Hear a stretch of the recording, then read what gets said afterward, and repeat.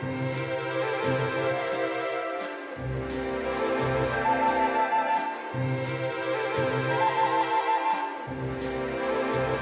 and welcome to Subjective Cinema, the podcast that is a cinematic vibe check. I am your host and sibling who got reconstructive surgery for some reason, Anna Dodds, and today I am talking with Lara Barton about the Wachowskis' Speed Racer from 2008. So hello, Lara. Tell us a little bit about yourself. Hello.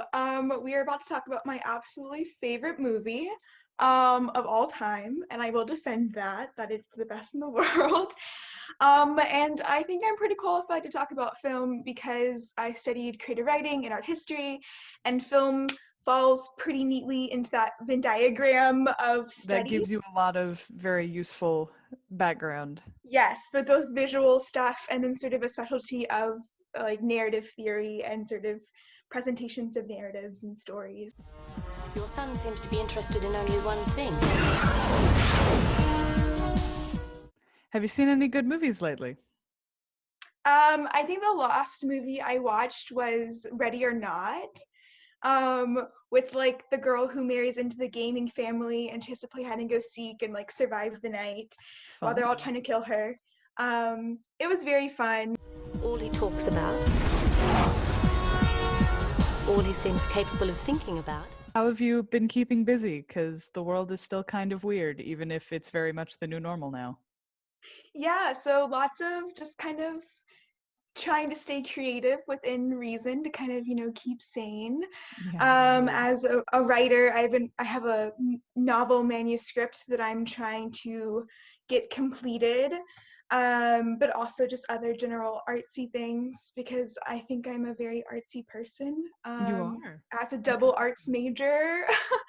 So yeah, just trying to, keep myself uplifted with art. Is automobile racing.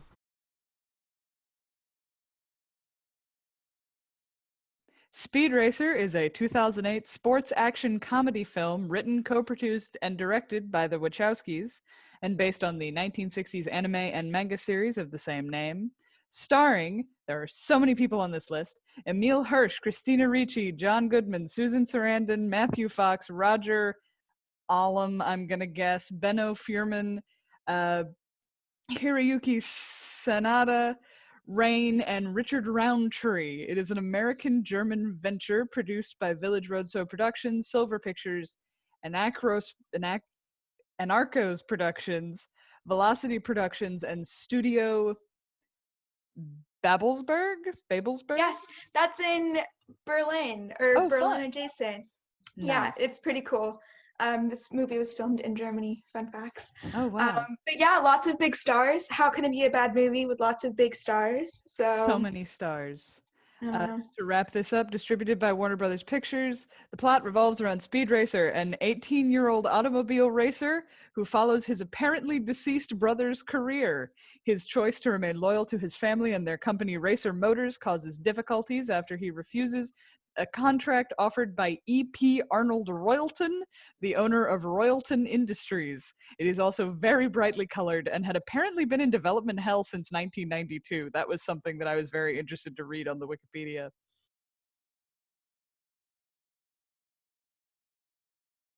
Looking at the story, it's actually like kind of a simple story. Like the kind of main part of the story, like you said in the summary, like Speed Racer, he's offered this like position on this really like prestigious racing team, and he turns it down. And when he turns it down, goes to hell a bit. And his family gets all these threats from the sort of big corrupt corporations that run the racing world, and they're like, "You're never gonna win again." And he's like, "I'm gonna prove you wrong," and then he fails but keeps going. But I don't think it's told in a simple way at all. Like even the first, when the movie starts, you're like, what's happening? And then 10 minutes in, you're like, wow, like flashbacks, present time, craziness. But I think that like is also what intrigues me. Like I mentioned earlier, like loving narration and loving like playing with narration.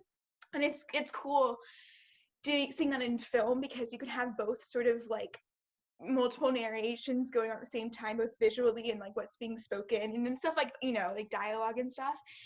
So definitely complex in the way that it's presented. That is Which for I damn think is, sure. Those flashbacks are intriguing, but also a hell of a time. yes, and they're not just like flashbacks for flashback's sake kind of thing. Like, they do a lot of work for the story. Racing's everything. For my family, it isn't just a sport. It's way more important than that. It's like a religion.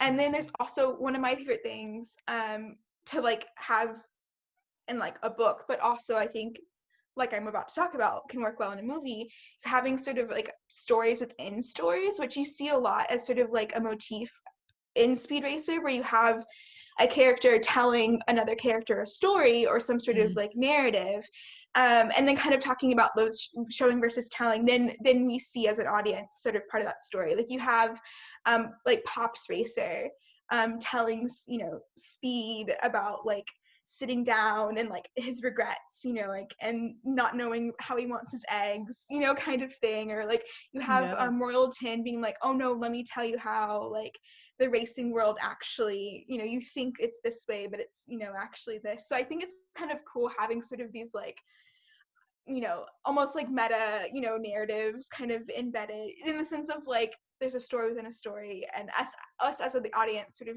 gets this double story. And I don't know, it's great. I mean, just to call I'm you gonna out a probably little say bit, it's didn't great you so write a many paper times. on Take that a shot exact every time I thing? say it's great. So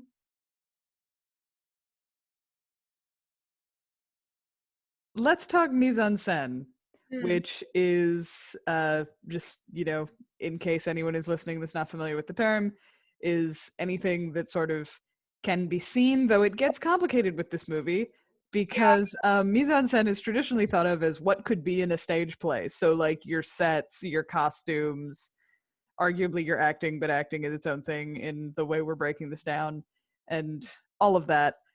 But a lot of it is CG in this case. So, you know, yeah, we're just gonna smush the CG across mise en scène and editing, and if it gets mixed up, so be it.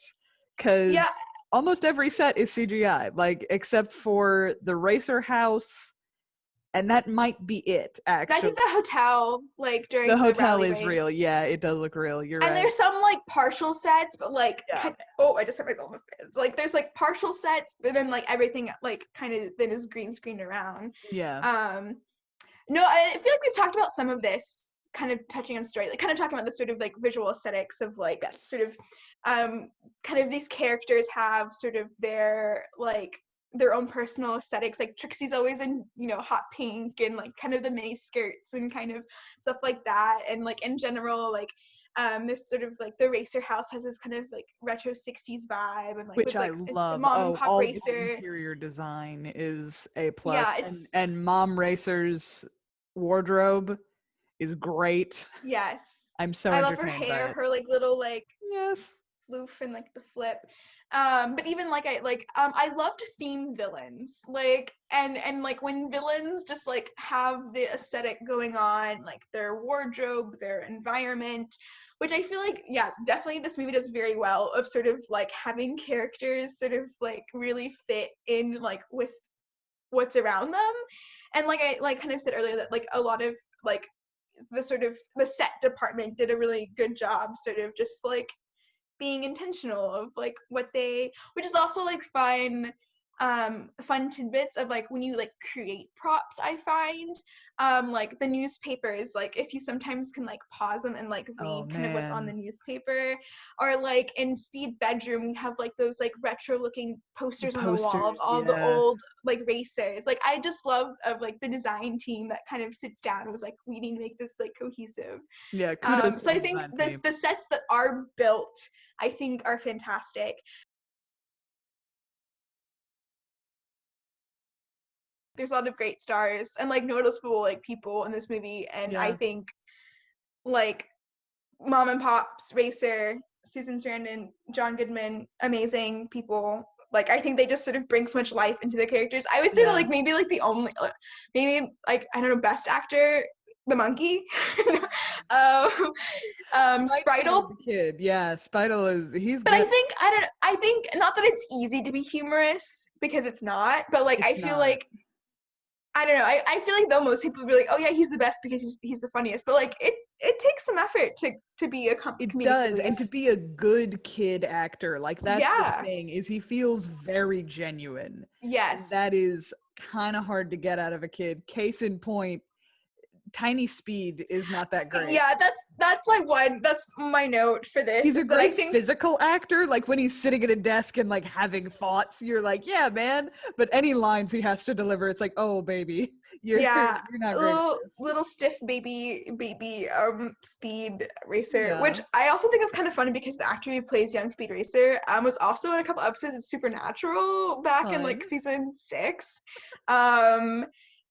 He plays Ben. Wow, I'm not gonna talk about Supernatural right now. But yeah, so I remember like I think when I kind of got back into like my obsession with Speed Racer, I was like, oh my gosh, that's Ben. But yeah, in yeah, Baby Speed is probably the weak link, which is probably sad to say, but Perhaps, but you could do worse than having like the baby version be the weak link. one child actor who's like a little awkward delivering lines. Yeah, So has 3 scenes. I think it works out okay. yeah. Cinematography and framing. Ooh. Any thoughts on that, or is that something I'm more of a nerd about? No, I mean, this still works as sort of with visual analysis, Yeah. framing of the picture on Oh the yeah, that's really screen. true. Yeah, you would know about this But shit. I mean, I think, This is the more sweet like kind spot of for you. technical things. I just am like, oh, Yeah. I see this, and let me sort of ramble on about, but so I guess you like you could put like in the beginning the opening sequence with like the literal chasing of the ghost and sort of how, and also like we talked about like how the car races and the fights are choreographed, so sort of like how those are filmed Yeah.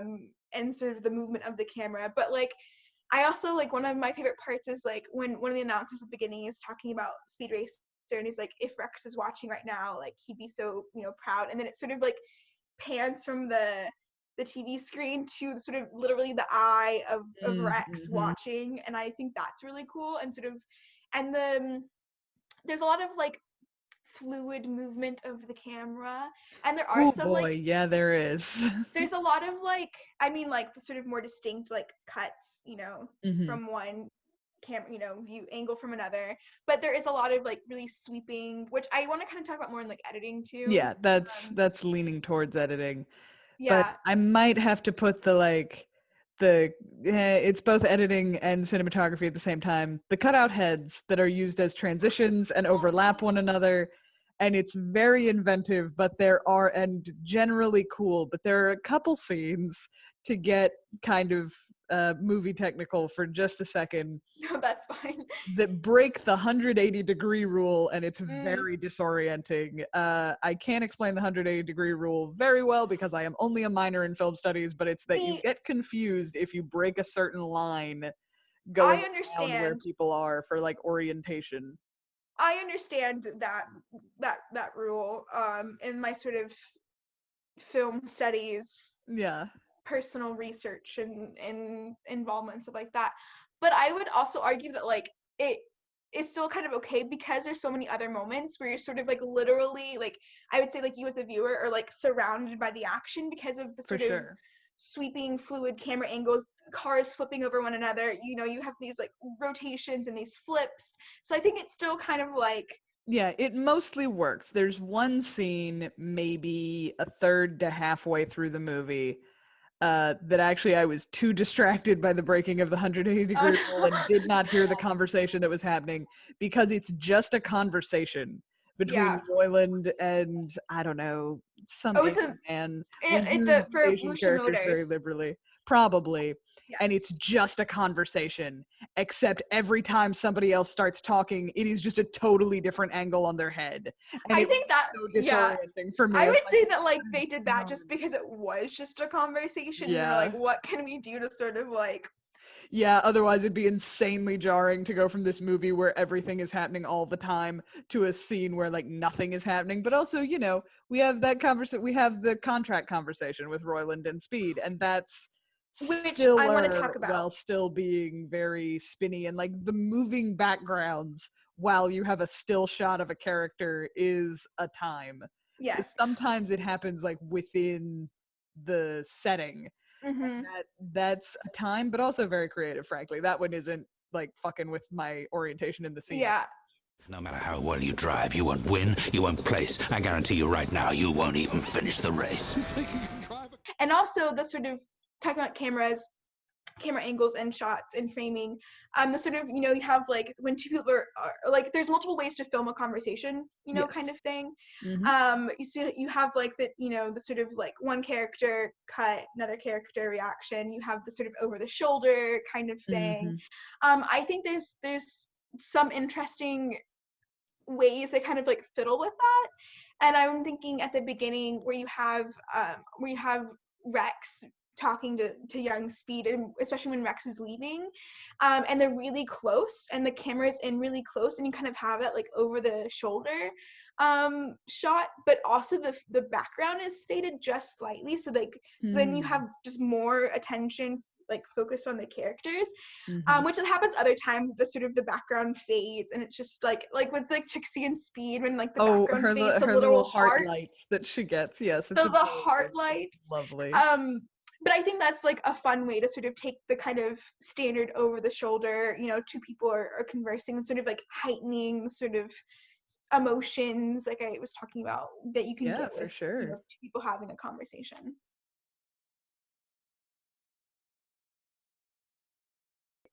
I don't know if these are like true montages, but there are, you know, these sort of like speeding up the story a little bit. The montage, yes. I love the montage too, but also visually they're almost like collages, and that's how I thought of them. Where you have like these like even like on one, you know, if you like during one of these montages you paused it, you could have like one scene overlaid with a part of another scene, and you have like literal characters cut out like as transitions kind of between the passing shots, while you also then would have like whoever's talking or whatever, you know, music playing like over that.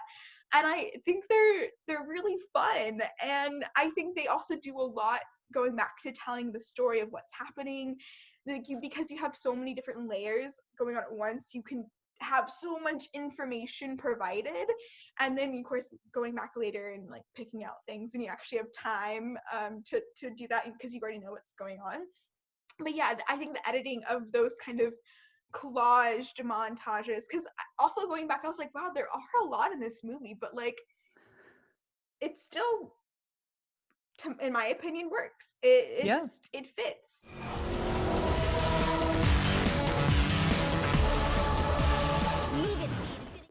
Also 2008 CGI, it was like, I don't know how, I mean, it wasn't like new, but like it was still kind of in development, Still awkward especially teen for like years, yeah. And like this was a pretty big production, but like I find there's only a few parts where like the CGI is kind of like, oh yeah, okay, whatever. I find it works best when it's like in movement, if that makes sense.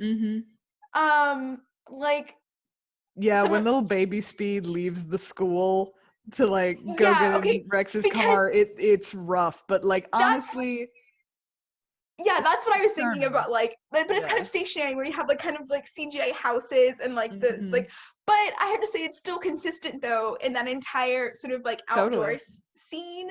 But it's not just the CGI, it's also like everything kind of physical, and then also like the sort of like color editing, because everything's very bright, vibrant, and very saturated. Yes. Which I love, because they're very just nice colors. And so I think like even the kind of like iffy parts and rough parts of the CGI still do their best to sort of make things cohesive. Yeah, it looks a little dated still, because like it's going to. Yeah. Most CGI like looks dated at this point. It dates quickly. But also like it is designed well enough that it is still very, very charming. Like it doesn't look dated in terms of it's jarring or disorienting. You're just like, oh yeah, that looks like, I don't know, a PS2. But like, we're nostalgic about the PS2 now, so like, it's cute.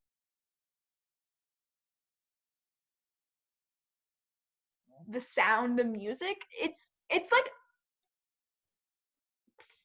I don't know, like, it's not like one of those movies that like, oh my gosh, like the soundtrack was amazing and like I'd watch this movie again for the soundtrack. It's one of those things that you know it's doing its job fairly well because you're not noticing it. Yes, I would say like it doesn't like this, it does its job like it in the sense that it fits with how other things do its job in this movie. Like definitely like it adds like intensity in the race scenes, or like if there's sort of like whatever Spritle is doing, there's like whatever kind of like funky little like jingle going on in the Whimsy or background. something, yeah. Yeah, but then like during like when it's showing like the ice caves where Race died, there's like the dramatic like, and they're like in the Grand, or not the Grand Prix race, the Casa Crista rally race where they're going through and everyone's like, oh my gosh, this is where Rex died, and you have this very dramatic like, and then that's when they also think that like Speed died, he got thrown off the cliff or whatever, you know, like so like there's parts where like the sound like helps the overall, but it's just like one more sort of element, and like it's not anything special, but like it does its job. But I do have to say that the original cartoon has a very iconic theme song. Oh, absolutely. The Speed Racer theme song, and I really actually appreciate how they did incorporate that song and still kind of they went it ham as, with including that theme song. yes, and including sort of that motif, that musical motif as sort of speed song. So like of course when he's like, you know, when he's racing, but in kind of a more like less cartoony way, you know, like more kind of fitting to have sort of in a film.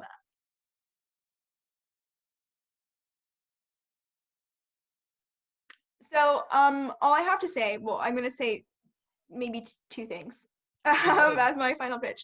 So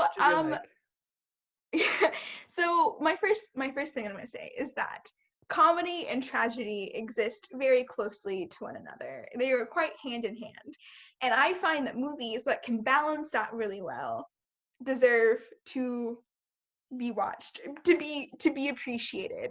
And this movie, like you said, is marketed as a comedy, and there are parts that are comedy, but there are still parts that are very like emotional. And like the Racer family literally deals with the tragedy of Rex dying and having to like how that affects, like I would say like Speed Racer has some trauma, like from his brother dying, and that definitely affects him and his character and his arc and stuff like that.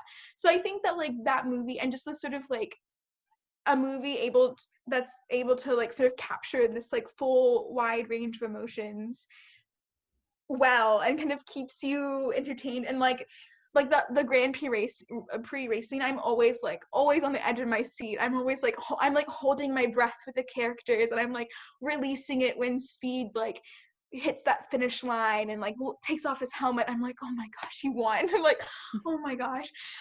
So like that's I'm like, if you like to sort of be caught up in emotions like that, this is a great movie for you. It's also a great movie because like I talked about before, I'm not really a big action movie fan, so like if I like it's action, then it's a good action movie.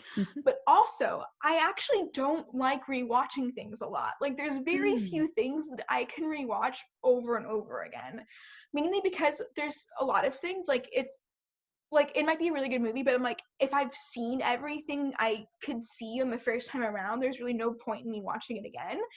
And so like having a movie that I've been able to watch probably in innumerable number of rewatches, and it's still like it's still like keeps my attention and like still like is enjoyable. Like I think like that's also, I think it's, in my personal opinion, it speaks to how great the movie is.